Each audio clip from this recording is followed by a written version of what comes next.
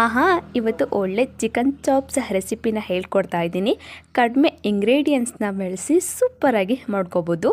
ಇವತ್ತು ಭಾನುವಾರ ಆಗಿರೋದ್ರಿಂದ ಇದು ಬೆಸ್ಟ್ ರೆಸಿಪಿನೇ ಅಂತ ಹೇಳ್ಬೋದು. ಇವಾಗ ನಾನ್ ವೆಜ್ ಮಾಡೋದು ಅದೊಂಥರ ರೂಢಿ ಆಗ್ಬಿಟ್ಟೈತೆ.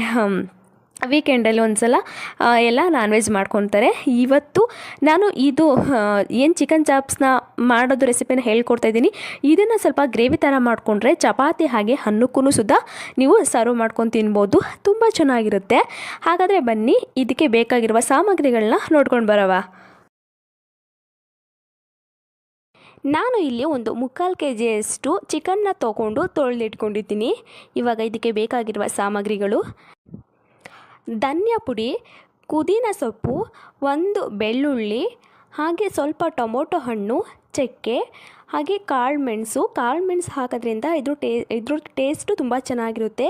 ಹಾಗೆ ಸ್ವಲ್ಪ ಹಸಿ ಮೆಣಸಿನ್ಕಾಯಿ ಒಂದು 4, ಒಂದು ದಪ್ಪ ಗಾತ್ರದ ಈರುಳ್ಳಿ, ಸ್ವಲ್ಪ ಕಸ್ತೂರಿ ಮೇಥಿ, ಹಾಗೆ ಒಂದು 4 ಗೋಡಂಬಿ ಇದ್ದರೂ ಆಗುತ್ತೆ, ಇಲ್ಲ ಅಂತಂದ್ರೂ ನಡೆಯುತ್ತೆ. ಇದಿಷ್ಟು ಬೇಕಾಗಿರುವ ಸಾಮಗ್ರಿಗಳು. ಇವಾಗ ರುಬ್ಕೊಳ್ಳೋಕ್ಕೆ ಒಂದು ಮಿಕ್ಸಿ ಜಾರ್ನ ತೊಗೊಳ್ಳೋವ. ಅದಕ್ಕೆ ಇವಾಗ ಹಸಿ ಮೆಣಸಿನ್ಕಾಯಿ, ಹಾಗೆ ಈರುಳ್ಳಿ, ಬೆಳ್ಳುಳ್ಳಿ, ಹಾಗೆ ಕರಿಮೆಣಸು, ಚಕ್ಕೆ ಇಷ್ಟನ್ನು ಹಾಕಿ ಸ್ವಲ್ಪ ತರ್ತರಿಯಾಗಿ ರುಬ್ಕೊಳ್ಳೋವ. ನಿಮಗೆ ಏನಾದರೂ ಇನ್ನೂ ಸ್ವಲ್ಪ ಗ್ರೇವಿ ಥರ ಬೇಕು ಅಂತಂದರೆ ಇದಕ್ಕೆ ಕಾಯಿನೂ ಸುದ ಹಾಕೋಬೋದು ನೀವು. ಹಾಗೆ ಇದಕ್ಕೆ ಧನಿಯಾ ಪುಡಿನ ಸೇರಿಸ್ಕೊಂಡು ಸ್ವಲ್ಪ ನೀರು ಹಾಕ್ಕೊಂಡು ರುಬ್ಕೊಳ್ಳೋವ. ನಾನು ಇವಾಗ ಇದನ್ನು ರುಬ್ಕೊಂಡಿದ್ದೀನಿ. ಅಷ್ಟು ಸಣ್ಣದಾಗಿ ಏನು ಬೇಡ, ಸ್ವಲ್ಪ ತರ್ತರಿಯಾಗಿ ಇರಲಿ. ಏನಕ್ಕೆ ಅಂತಂದರೆ ನಾವು ಇಲ್ಲಿ ಮಾಡ್ತಿರೋದು ಚಾಪ್ಸು, ಸಾಂಬಾರಲ್ಲ. ಹಾಗಾಗಿ ಇವಾಗ ಒಂದು ಕುಕ್ಕರ್ನ ತೊಗೊಂಡು ಒಂದು 2-3 ಟೇಬಲ್ ಸ್ಪೂನಷ್ಟು ಎಣ್ಣೆನ ಹಾಕ್ಕೊಳ್ಳಿ. ಎಣ್ಣೆ ಸ್ವಲ್ಪ ಬಿಸಿ ಆಗಲಿ. ಎಣ್ಣೆ ಬಿಸಿ ಆದಮೇಲೆ ಈರುಳ್ಳಿನ ಹಾಕ್ಕೊಳ್ಳಿ. ಈರುಳ್ಳಿ ಎಣ್ಣೆಯಲ್ಲಿ ಸ್ವಲ್ಪ ಫ್ರೈ ಆಗಲಿ. ಸ್ವಲ್ಪ ಬಾಡಲಿ ಈರುಳ್ಳಿ ಎಣ್ಣೆಯಲ್ಲಿ. ಅಲ್ಲಿ ಒಂದು 5 ನಿಮಿಷ ಬಿಡಿ. ಏನಕ್ಕೆ ಅಂತಂದರೆ ಈರುಳ್ಳಿ ಸ್ವಲ್ಪ ಎಣ್ಣೆಯಲ್ಲಿ ಚೆನ್ನಾಗಿ ಬಾಡಲಿ.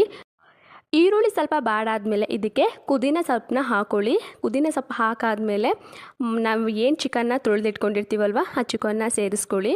ಚಿಕನ್ನ ಸೇರಿಸ್ಕೊಂಡು ಒಂದು 2 ನಿಮಿಷ ಚೆನ್ನಾಗಿ ಎಲ್ಲನೂ ಮಿಕ್ಸ್ ಮಾಡ್ಕೊಳ್ಳಿ. ಚಿಕನಲ್ಲಿರೋ ಕೆಟ್ಟ ನೀರೆಲ್ಲ ಹೋಗಿ ಅದು ಸ್ವಲ್ಪ ಚೆನ್ನಾಗಿ ಡ್ರೈ ಆಗಬೇಕು. ಅಲ್ಲಿ ತನಕ ಇದರಲ್ಲೇ ನಾವು ಕುಕ್ನ ಮಾಡ್ಕೋಬೇಕು. ಇವಾಗ ಅದ್ರ ಮೇಲೆ ಸ್ವಲ್ಪ ಕಸ್ತೂರಿ ಮೇಥಿನ ಹಾಕ್ಕೊಳ್ಳಿ.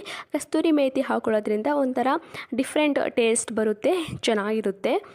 ನಾನು ಇವಾಗ ಶುಂಠಿ ಬೆಳ್ಳುಳ್ಳಿ ಪೇಸ್ಟ್ನ ಹಾಕ್ತಾಯಿದ್ದೀನಿ. ಇಂಗ್ರೀಡಿಯೆಂಟ್ಸ್ನ ಹೇಳಬೇಕಾದ್ರೆ ಆ ಶುಂಠಿ ಬೆಳ್ಳುಳ್ಳಿ ಪೇಸ್ಟನ್ನ ಹೇಳಲೇ ಇಲ್ಲ. ಏನಕ್ಕೆ ಅಂತಂದರೆ ನಾನು ಸ್ವಲ್ಪ ಜಾಸ್ತಿ ಕ್ವಾಂಟಿಟಿಲಿ ಮಾಡಿಕೊಂಡು ಫ್ರಿಜ್ಜಲ್ಲಿ ಎತ್ತಿಟ್ಕೊಂಡಿರ್ತೀನಿ. ಅದೇನು ಹಾಳಾಗಲ್ಲ ಅಲ್ವಾ, ಅದಕ್ಕೆ ಪದೇ ಮಾಡ್ಕೊಳಕ್ಕೆ ಹೋಗಲ್ಲ.